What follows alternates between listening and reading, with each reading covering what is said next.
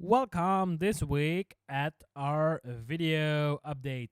So this week you don't have to see too much to my face. We're gonna jump into Photoshop where we will be talking about how to retouch a background. So we will be going over the healing brush, the clone stamp, all those goodies. Also how to extend the background when there is on your left and your right side some sort of tripod, or how to extend it in general, how to clean it up with a normal brush. So all those things we will be talking about this week. So let's roll that little intro and jump into it.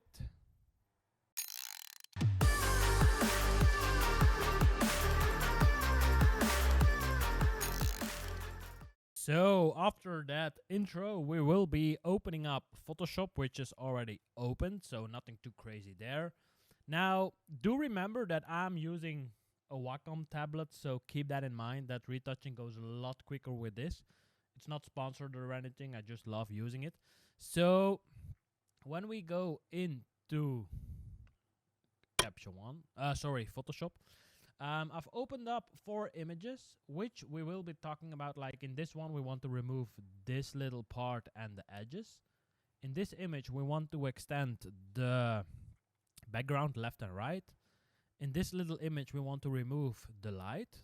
And then in this one, we want to remove the light, the ceiling. Like, we will make it a nice even image. So let's jump into the first one. So this one, what are the tools we will be using? Well, you've got the quick retouch, the spot healing brush tool.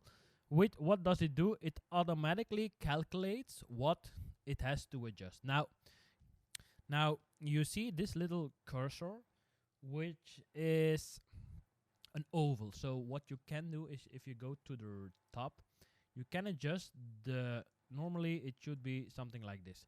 Now, if you make it smaller, one of the good things about it is it doesn't take into account a lot of other things around it to make an automatic adjustment. So what I mean by that is, when we do this, for instance, we just scroll over it, it automatically calculates what it has to replace it with.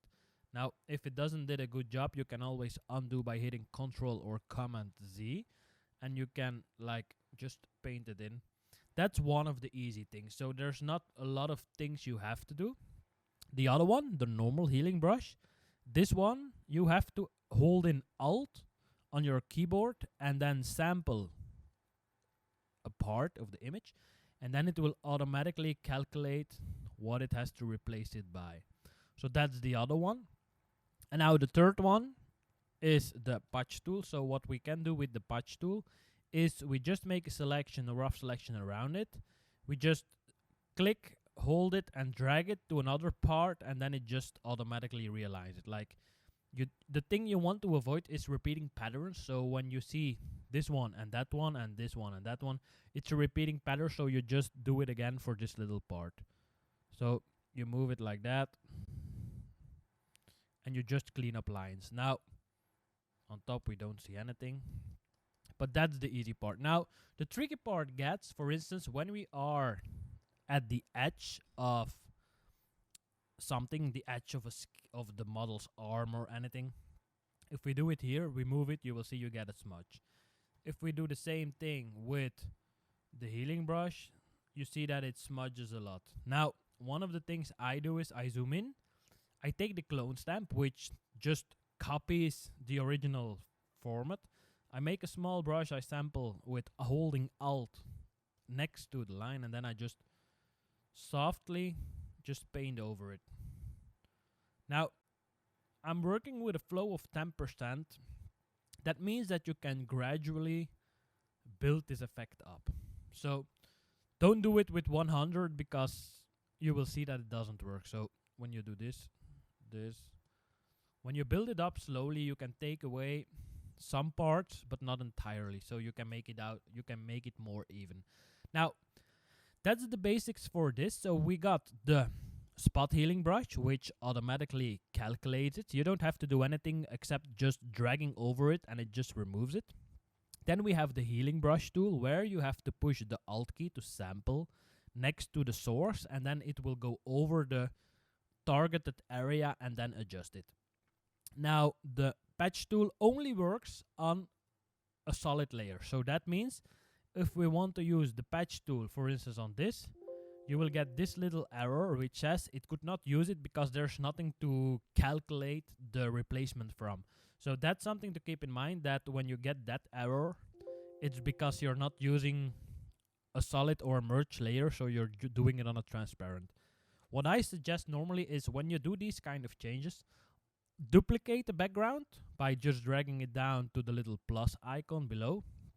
Or another thing is just hit Ctrl or Command J and it duplicates the layer. On top of that, that's it for this little part. Now, another thing I can explain is how to extend these sides on the sides. Now, what you could do is just take it, extend it, or do it the other way around, but it's a fuss. It will take you for ages. So what I'm gonna do is undo it. What I'm gonna do is, if I take this part, I just make a selection with the normal rectangular selection tool. So I just drag it around here just until the object I want to move. I zoom out a bit and then I take I take edit and then content aware scale. Now, it used to do this without holding any keys, but now when you do it, you see it extending also in height and not just in width. So the trick here is to hold down the shift key and then just drag it out. What does it do? Just confirm it. It stretches the pixels, but in this kind of images you will not see it. So it just stretches the images that are already there, like this part. When you go to edit, content aware scale, don't forget to hold down the shift key. Hold down the shift key and just drag it. And normally when you got enough texture in the background and stuff, you will not see it that much. Now, when you got this little line, just or shift it a little bit to the left, because we had a feather of 0.2. If we take it a little bit higher, the white line will disappear. But that's how you retouch a background, the easy way. Now, this is more the theoretical part. If we jump into the practical part, I will show you how I use this on my images when we're talking about retouching backgrounds with a model on it. So if we, for instance, go to this image from Excel, first things first, we have to make the horizon going totally straight. So I'm gonna take the crop tool, and in the crop tool you have this little icon which has straighten next to it. If you click it, you hold it, you follow the horizon, which is a little bit crooked. There we go. And then you just hit the confirm icon, or you just hit enter on the keyboard. Just make sure that delete crop pixels is not checked, because then you will have some issues and you will not be able to undo those things. So I'm just gonna confirm this.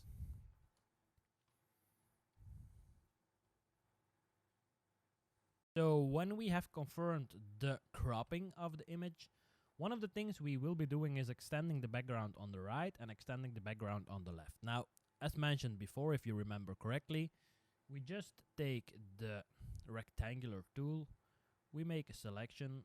By holding down space, you can move the selection without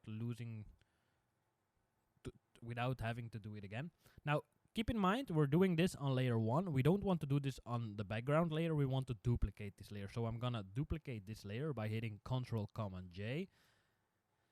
Then I'm gonna make a rectangular selection, and then I'm gonna go to Edit, Content Aware Scale, holding down the Shift key and just dragging it out. Mentioned before, we will be doing this on the other side of the image. So I'm gonna do Edit, Content Aware Scale. I'm gonna zoom out first, and then I'm gonna seriously stretch it, confirm the transformation, and when it's confirmed, we're gonna see how bad or how well it is. So as you can see, as mentioned before, it didn't have that much to go with. Now, since we're working on an even background, one of the easiest solutions is just make a new transparent layer, take a normal brush, nothing too crazy, normal brush with a flow of 10-20%, just hold down Alt and just paint on top of it. It's nothing too crazy. If the effect you are painting is too quickly, just lower the flow to 10, and then just with a big brush you just paint over it Now it's up to you to decide if you want the shadow or not behind her. I'm not that worried about it. And then we just paint over it slightly. I'm gonna keep that little. There we go. Now, if you want to completely remove the shadow, just sample this color and just slightly build it up around her. I'm not gonna show you that, but you can see what the effect is. Now, because we have just painted in here, I'm not sure if you can see it on the video, but here you can see the banding starting. So to prevent this, what we're gonna do is make a new blank layer, fill it with 50% gray, change the blend mode to soft light, and on top of that, we're gonna go to filter, noise, add noise. Now we're gonna zoom in, and we're gonna add that amount of noise so that the noise that is native in the camera is the same as the noise that is already in the image. Now you can see that, yeah, this is way too much. We don't want that. We want a little bit less. Now we still see it on the entire image. I'm just gonna confirm it. We don't want to see it on the entire image. We just want to see it on the part we have just painted on. So what I'm gonna do is, by holding down the Alt key, you will see in the layers palette that my cursor changes to a square with an arrow going down. So I'm just gonna clip this layer to the layer below so that the noise only is affected on the painted area we have done. Now, and as you can see, the banding is almost gone. Now, it's not because you see the banding on your screen that when you print the images, the banding will be there. That's something to keep in mind. Now, this is background number 1. Now, the same goes for these little marks. You just take, for instance, this one, and it should do the job. You don't do it on the layer 3, you do it on a new blank layer. And then you just paint over it, and normally it should do the job. Now, for these kind of things, I normally grab the clone stamp because I don't want to mess around too much with the edge. So I'm just gonna do it with a flow of 10%, and I'm just gonna paint over it. Nothing too crazy, just painting. And yeah, when it's done, since it's an even background, it's not really an issue to paint it in. Now, you can see that the difference between the native noise and the noise we added is not okay. It's not the same. So that's something you have to play with. What I should suggest is first clip it, then adjust the noise, because then you can see it on just the little part you painted. So that's the first way to clean up the background. So when you see what we had, and nobody will be able to tell it that you've done it. You don't see anything from it anymore. So that's the first image. Now let's jump into the second image. Let's open that one up out of Lightroom. So I'm gonna click right and go to edit in Adobe Photoshop 2020. Yes, we're already in 2020. And when it's open, well, there's 2 ways you can go about this. We can stretch it like we did before. So I'm first, don't forget, duplicating the layer. I'm first gonna select this part up until here. Then I can go to edit, content aware scale. And by holding down the shift key, I can just stretch it. This should now even be enough so that people don't see it anymore. The key with this is just remember that you have to hold down the shift key when stretching it, because if you don't hold down the shift key and you just stretch it and you just start dragging it, you see that the entire image is scaled up. We don't want that. So by holding down the shift, you tell Photoshop to not keep the aspect ratio in mind. So I'm gonna deselect it. So that was one of the ways to do it. Another thing you can do is just make a rough selection with the lasso tool around it, and then just go to edit, content aware fill. Now that's a bit more tricky. With content aware fill, what it does is it calculates what it has to replace it with. Now for instance, I can say with the minus, I don't want any parts of this in the image. So I don't want the model to be visible again in the image, and then I'm gonna let it calculate. and then it calculates what it will replace it with. Now, how much you want to replace it with, you can adjust here. You can also say like adjust the colors, rotate it, all those things, scale it. Just play around with it. Now on the edge here, you can see that we have some feathering going on, because when I took the lasso tool, it had a feather on it. Just do this without a feathering and you should just be fine. And there's not just one way to do this. You can use a combination of all the tools I've already shown you to adjust it. Like this little thing, you could make a marquee selection from it, stretch it out, and done. Now I'm gonna hit OK, and let's see how it does the job. Yeah, you can see like on top here, it does some funky things. But like I mentioned before, you just take the patch tool, you first merge everything together, then you take the patch tool, and you just drag it down, and job done. Easy as that. So it's totally up to you what you prefer. You could even go that far by just taking a clone stamp on a low flow and just sampling some of the textures in the background. There we go. So that's another example. Nothing too crazy. You can see it's removed really quickly. Another one we're gonna show is this one on the white background. So what we're gonna do is export this into Photoshop. It's opening up. And when it's opened up, we first are gonna start by adjusting the horizon, because it was pretty good. Now the easy solution is just cropping it by holding down the shift key, and done. There's nothing more to it. You just crop it, done. Let's say you don't have the possibility to crop it, then you just take the brush tool and you just sample next to it the color, and you just start painting over it. Just keep repeating this. There we go. Now you see the difference between this side and that side. That's because the light is coming from this side and hitting that side with a shadow. So when we sample the darker color, we just paint over it. And just don't forget to sample quite some time, so you have a nice blend going on. Nothing too crazy.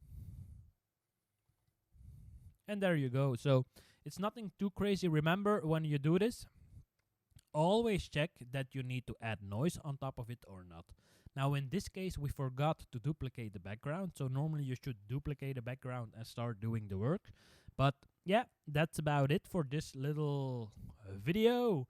So when you got edges, you can use all the retouching tools. So the spot healing, the normal one, the patch tool.